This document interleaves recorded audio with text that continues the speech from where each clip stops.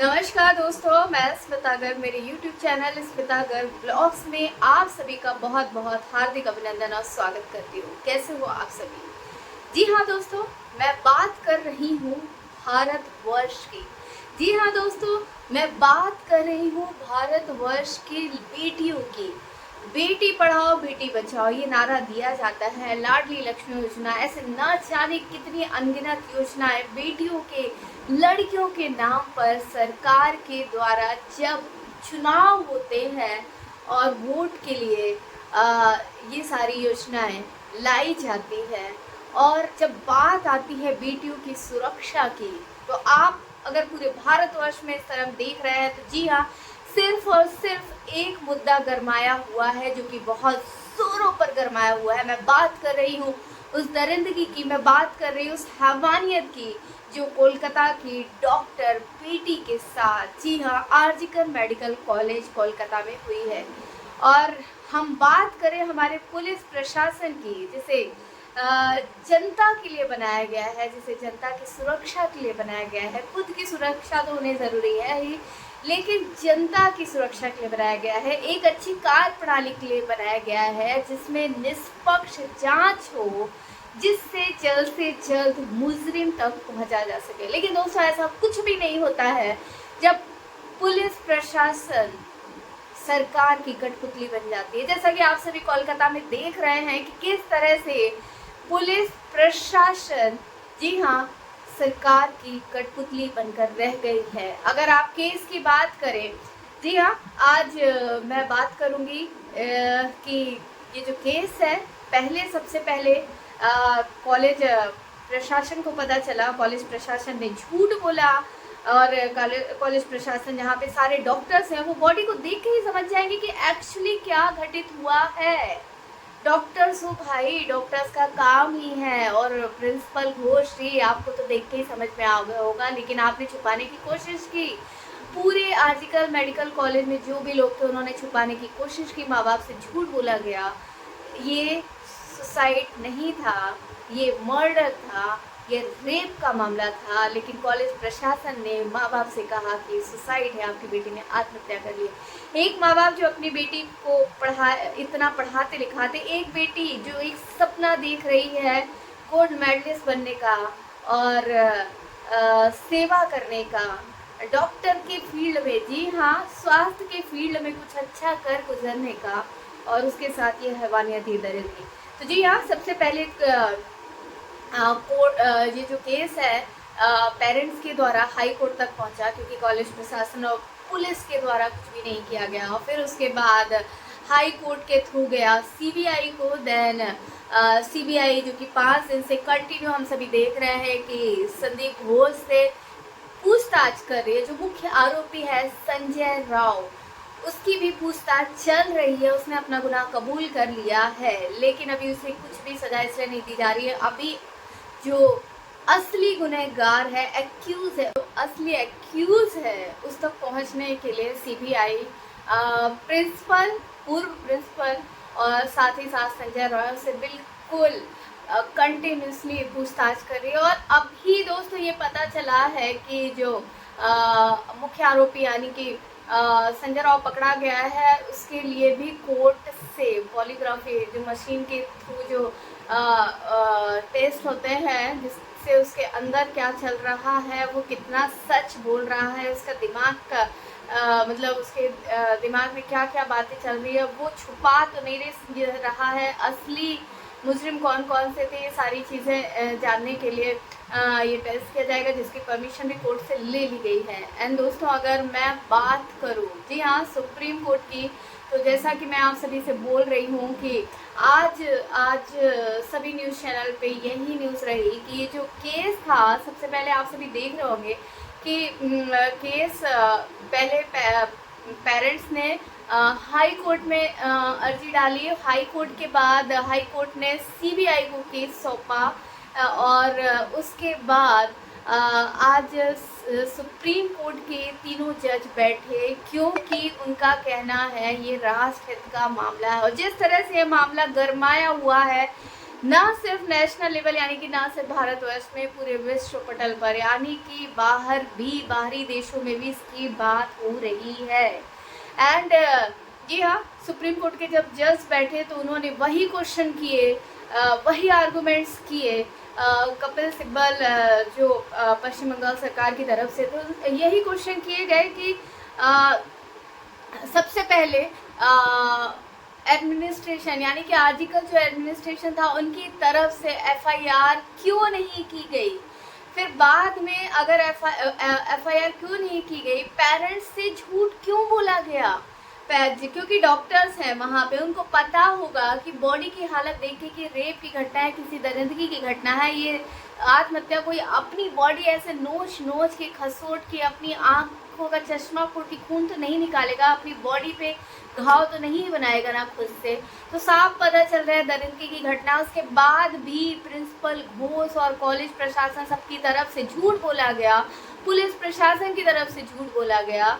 तो supreme court यानी कि जजेस का भी यही पूछना था कि ऐसा क्यों किया गया, पेरेंट्स से, अभिभावक से झूठ क्यों बोला गया कि लड़की ने सुसाइड किया है, और साथ ही साथ प्रिंसिपल के खिलाफ इस बात की भी कंपेन हो चुकी है, एफआईआर हो चुकी है कि उन्होंने डॉक्टर लड़की का नाम उजागर क्यों किया। उनके नाम उजागर करने के चलते आज पूरे सोशल मीडिया पे उसकी जो आइडेंटिटी है वो वायरल हो चुकी है। पेरेंट्स नहीं चाहते थे कि ऐसा कुछ हो, बेटी की तस्वीर आए, लड़की की तस्वीर तो छोड़ो दोस्तों, वो तस्वीर भी सोशल मीडिया पर आ चुकी है, वो दरिंदगी वाली तस्वीर जिसे देखने में भी हमारी आत्मा कलप जाएगी, रूह कांप जाएगी।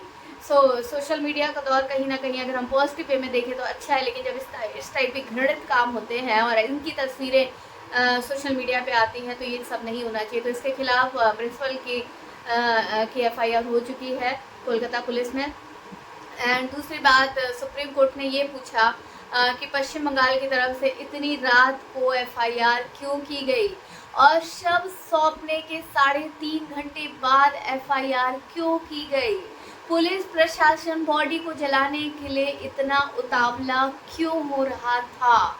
एंड साथ ही साथ उन्होंने नेशनल टास्क फोर्स बनाने की मांग की जिसमें सभी डॉक्टरों की भागीदारी होगी, और साथ ही साथ क्राइम सीन को टेम्पर को लेकर भी सुप्रीम कोर्ट ने बात की। जो क्राइम सीन था उसे कोलकाता पुलिस और आर्जिकर मेडिकल प्रशासन के द्वारा सील क्यों नहीं किया गया।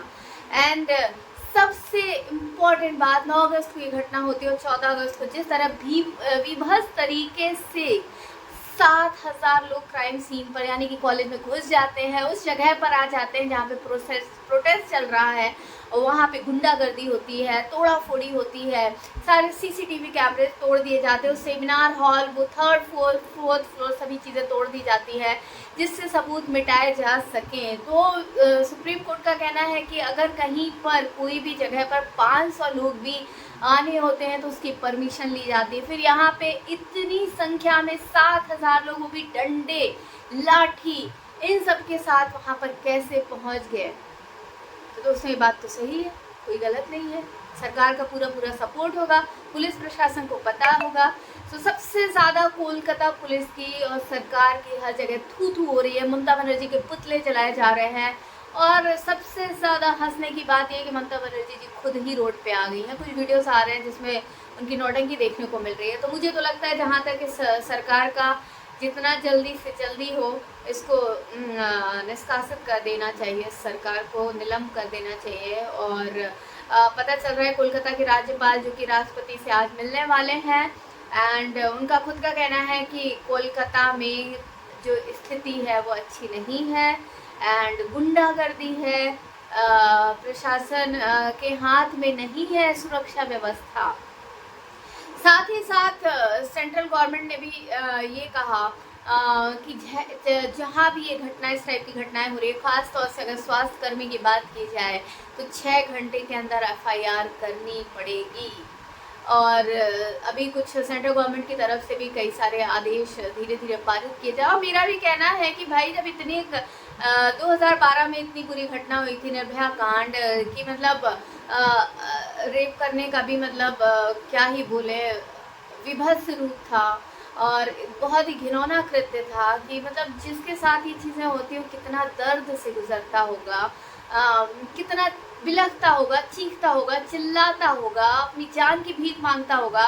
जान तो छोड़ो, उसके साथ इतनी बर्बरता और क्रूरता होती है। जिस हम अपनी बॉडी को क्रीम पाउडर न जाने कितनी चीज़ें लगा लगा के अपने बॉडी का ख्याल रखते हैं, हल्की सी खरोच भी हो जाती है तो डॉक्टर के पास पहुंच जाते हैं, एक फुड़िया भी हो जाती है बॉडी में, चेहरे पे, तो उसके लिए हम परेशान हो जाते हैं। जब हमारे साथ पूरी बॉडी के साथ इस तरह की बर्बरता होती है तो कितनी तकलीफ होती होगी। अंदर अंदर जिसके साथ ये घटित हो रहा है उससे पूछो क्या हो रहा है, उसके परिवार वालों से पूछो।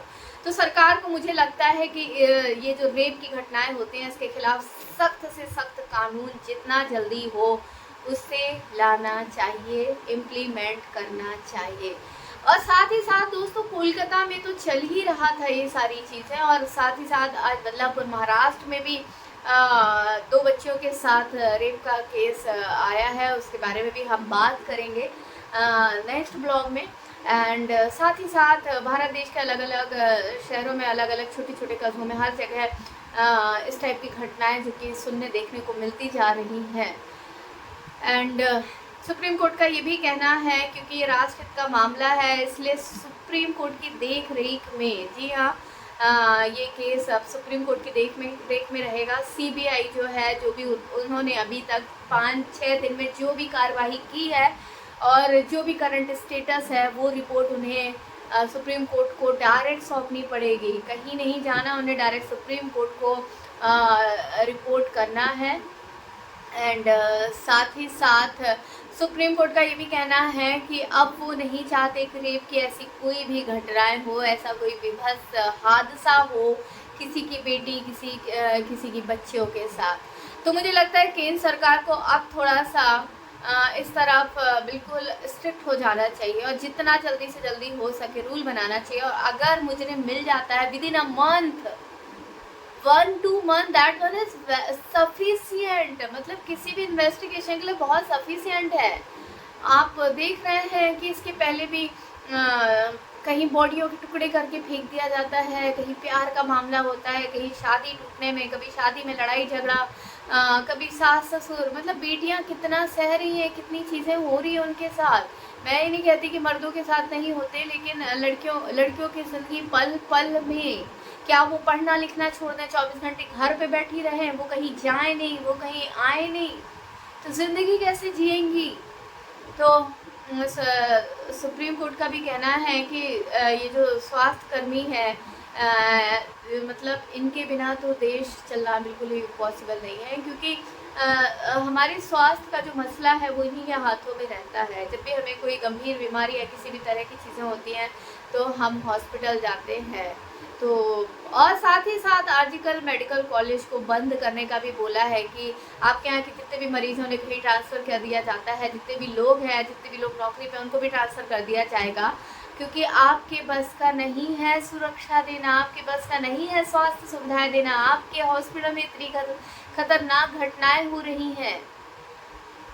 यही सारी चीज़ें हैं जो सुप्रीम कोर्ट ने कही है। तो ये अच्छी बात है कि अब चीफ जस्टिस ऑफ इंडिया यानी कि सुप्रीम कोर्ट के अंडर में केस रहेगा। आप देखते हैं सीबीआई अपनी क्या रिपोर्ट सौंपती है और संजय रॉय से, जी हाँ, जो टेस्ट होगा उसमें क्या बातें निकल कर आती है।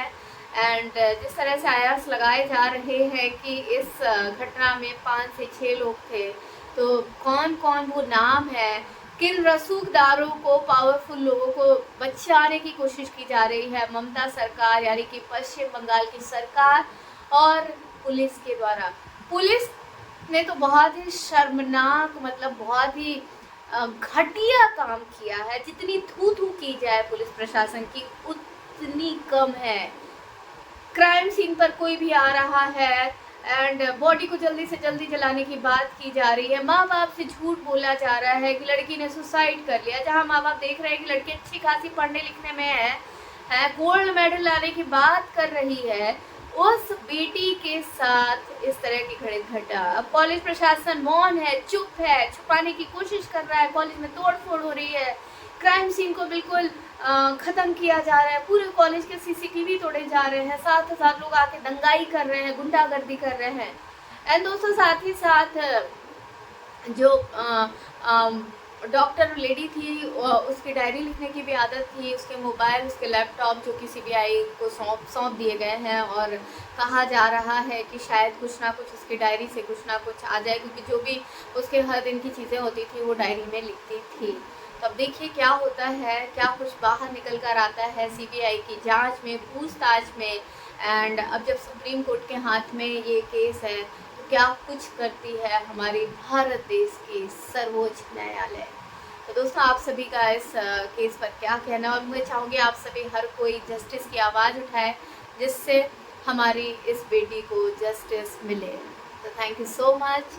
आप सभी इसी तरह से मेरे साथ बने रहें, मेरे चैनल को सब्सक्राइब करें, वीडियोस को लाइक करें, कमेंट करें, शेयर करें, और ज़्यादा से ज़्यादा अपने आसपास अगर किसी भी तरह की घटना होती है तो उसके खिलाफ आवाज़ उठाएं। फिर चाहे वो क्रूरता, अत्याचार किसी बेजुबान पर हो रहा हो, रोड पर रह रहे पशु पर हो रहा हो, या किसी भी इंसान के साथ, या जो पब्लिक फुटपाथ पे गरीब बैठे हैं उनके साथ। ऐसा नहीं है कि सब सिर्फ हमारे परिवार या हमारे परिवार के लोगों के साथ हो रहा है तो ही हम आवाज़ उठाएं, क्योंकि अगर आज यहाँ आग लग रही है, आज चिंगारी यहाँ पहुँची है, तो कल ये चिंगारी, ये आग बढ़ते हुए आपके घर तक, आपके बच्चों तक पहुँच सकती है। तो एक अच्छे नागरिक होने का आप शब्द याद नहीं आ रहे, एक अच्छे नागरिक होने का कर्तव्य निभाएं और आवाज़ उठाएं। तो जस्टिस फॉर कोलकाता।